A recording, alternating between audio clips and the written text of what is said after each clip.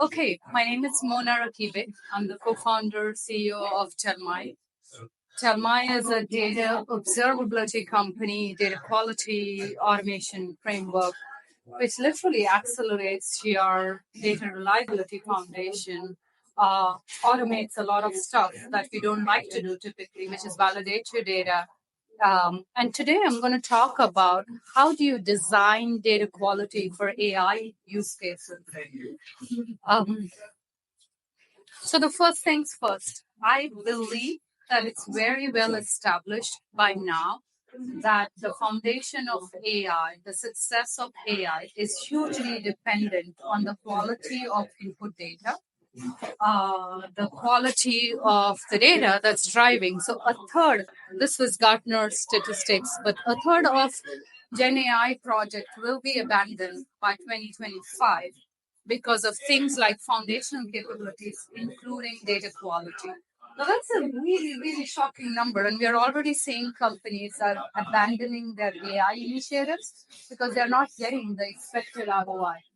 93% of the teams fail to detect data issues before there is a downstream impact. That means pretty much most companies are seeing the impact of that data directly by the consumers.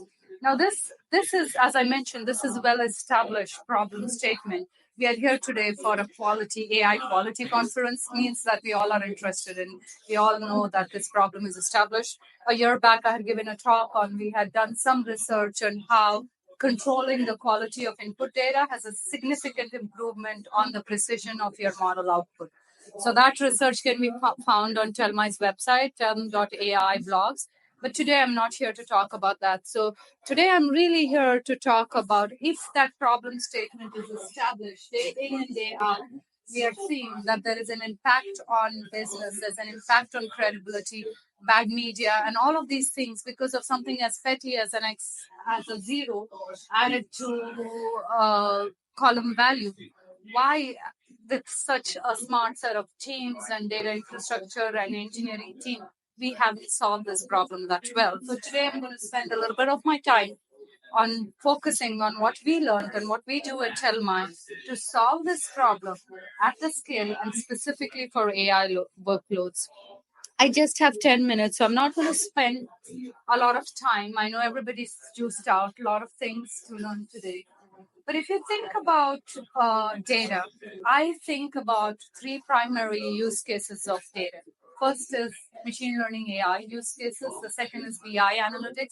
The third is where data itself is a product, like you're processing the data, making it usable, and selling the data itself, right? At a very broad level, if you think about these use cases, the way we look at data quality, the way we look at data accuracy might be different in each of these use cases. The source from which we consume this data, the way we query that data is very different. And hence, how we design for AI is very different. And one of the reasons why data quality is still unsolved is the tools and technology. The other being the processes, the people, and the priority, which is probably less in our hand. So let's talk about the technology piece here. So if you think about BI and analytics, the data, most of the data is in warehouse. It's already gone through some processing. You have controlled some of the amount of stuff that's there. And the output is more deterministic. So even if there is a failure, you can go back, do a root cause analysis. On the AI, on the other hand, it's much tougher. It's more probabilistic. And once the data so goes into your models, you have, if you see there are problems, you have to backtrack. It's much more harder to fix it afterwards. So the best bet we have is controlling the input that goes into your AI model. And now, why is it hard? Most of your AI data is in data lakes. Full disclosure, I'm more on the data engineering, data infrastructure side. So my skill set is more on the data engineering. And hence, what can we do at the data architecture and engineering stage that can help build better AI models? The first things first, most of this data is in data lake. Most of this data is in formats that are not like SQL queryable.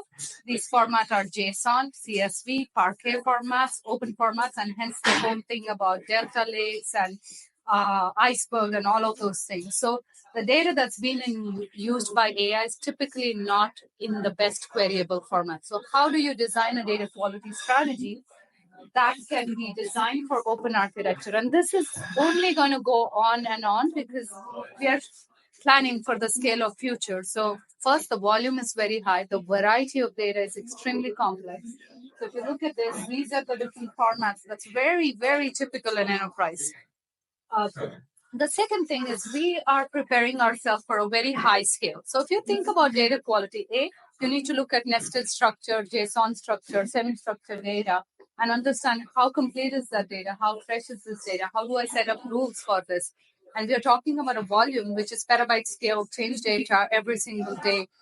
So how do we design a strategy that scales and is performant, but every CFO is worried about cloud cost? How do we do all of this with a low cloud cost? This is number two factor why it is such an unsolved problem, because just throwing a bunch of validation rule at an ingestion layer, different layers, is not solving it for scale and cost that we are seeing today. The third thing, specifically, if you look at lightweight metrics, like if you're trying to understand if the data is fresh, if the data has the right volume through checksum, those are slightly easier to solve by metadata scanning. But if you're truly looking at data quality, if you're trying to control the noise level, if you're trying to understand anomalies in the data, you need to look at the full fidelity of the data. And this is an extremely hard problem to solve because everybody's hungry for more data. And if you want to look at the full data and solve it for data quality, you have to do it at low cost, but also at full.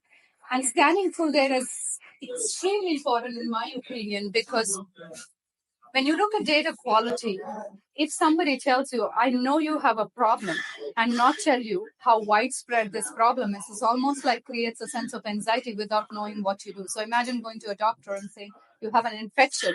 I can tell you have an infection, but I can't tell you which parts are affected. So doing data quality at full fidelity of the data without sampling becomes a prerequisite to achieve a truly scalable and usable data quality platform. Now, when I say data quality, how I measure data quality is outside of the metrics of observability like pipeline health and stuff. Data quality goes beyond to data accuracy, where we can find anomalies, drifts in the data. But also, can we systematically scan the entire data and tell you 20% of this data doesn't meet the SLAs that your AI system needs? And hence, that 20% has to be parked separately and not ingested into your AI workload. That to me is like truly powerful, that having an automated system where you can check the data and then exclude the data, including like putting in data contracts and anomaly detection, but exclude the data that's suspicious or can impact AI right at that ingestion into the AI models. So those are the things that when we talk about data quality, those are the considerations that will make a truly scalable AI grade data quality tool. And these are the considerations that everybody needs to think and they think about getting the control over the quality of the data that's been ingested. So I'll talk about a little bit of how this happens. So wow, this slide is a little bit messed up, but yes. So first thing is like eliminating problems in data at the ingestion will really improve your cost overall. So there are a couple of things. I've spoken to many companies. Some of them are using only 10% of the data, but they're querying the 100% of the data. So that impacts the cloud cost. If you had a way to understand what is the data that's actually being used, using that, if you think about the Medallion architecture that's very well adopted now, starting, why do you need to move the bad data into your gold layer if you know that this data can be scanned, processed, and quality checked? Then just move the data, consume the data, query the data that has already passed the quality checks. This has huge impact on your cloud cost. So improve the models, improve the model performance, not just the outcome of the model, but the cloud cost by having the right foundation of data quality. And all of this can be automated. There are tools today like Telmai that can do that. The second thing is automatic data profiling. When your data scientists are using data, each of them is checking this data for how complete is that data. which data sets is needed for them. You're already loading this, making distributed checks across this. But if you had a tool that can automatically scan raw data in its raw format, JSON, what Parquet, whatever format in your data cloud lakes, then you can get insights like completeness, accuracy, correctness very quickly to then use it into your AI workload. Now, for me, data quality monitoring is very important. It's an ongoing process and it has to be automated as a part of your pipeline. So, not just checking data quality, but if your data quality is bad, then apply a circuit breaker crack and don't let that data flow and corrupt your downstream system. So, those are the type of data quality monitoring checks that need to be orchestrated as a part of your pipeline, almost like guard having like your safety nets before the data enters into your AI workloads. And then oftentimes the problem we see in enterprises, the examples that I give about the bad reporting on the earnings and stuff, these are not the problems that we can catch through validations. These are the unknown unknowns that come in the data cycle that are very hard to eyeball and figure out at the scale that we operate today, or be caught through and rules or contracts and so on. These are typically business anomalies or drifts that are much better solved through machine learning based models and time series analysis.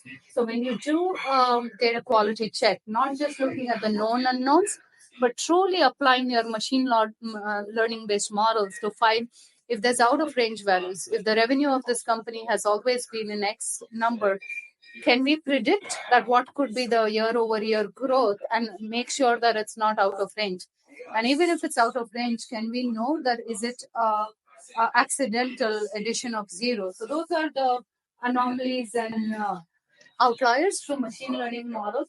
And the last but not the least, data travels, data is transforming. It goes from one stage to another, different layer from bronze to silver to depending on how you have architected. When this data travels, can we have an automated way to know that the data has actually made its way? There could be a zillion things that can go wrong from APIs to many other issues. So having a systematic metric monitoring system that can check that the data has landed properly, the transformation logics have not messed up with anything. These are the guardrails that can actually help. And Telmai does a lot of this and much more, but it does in the biggest advantage of this is like how can we automate this so the data teams are focusing on building the models and data quality is just something that should naturally work and be checked at the ingestion at the data lake level. So at a high level, these things will help you kind of set the foundation. I'll summarize all of them. So whether you go with a homegrown tool or you go with a tool that's available in the market like Telmai, when you're designing for AI workload, I suggest you look for three main things when it comes to data quality. First, it has to support any data types, any system, because your data is never going to be in a warehouse or queryable format. So make sure you design for open architecture. Your tools support open architecture, open formats.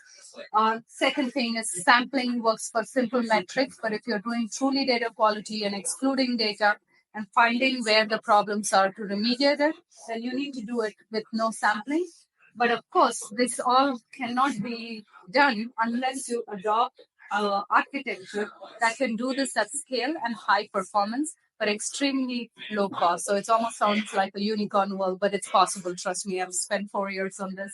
You can do all of this, but keep this in mind because then you're designing for future and you're designing for AI workforce. That's all I have to share. I don't have a fancy slide which with a barcode which says how to find Telmai. I have a very easy name to find on LinkedIn, Mona Rakibe. Telmai is easy to find. It's Tell Me AI, Telmai, so Telm.ai. And I'm very, very reachable on LinkedIn, especially if you want to talk about the problem I'm passionate about.